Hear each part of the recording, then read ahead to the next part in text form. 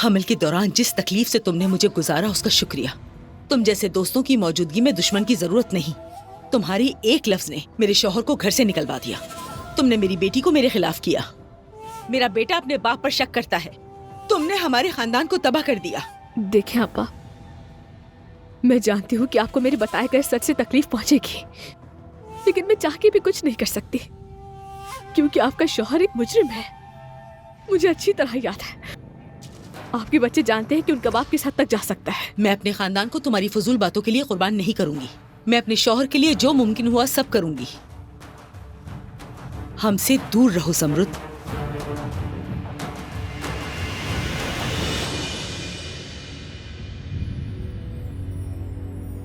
तुम चाहती हो कि दोहा आपा तुम्हारे लिए केक बनाए?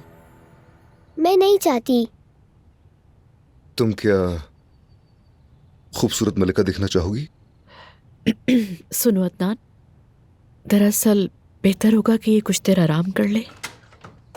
अदनान बेटा, जी दोहा आपा। आपको फौरन नीचे चलना चाहिए।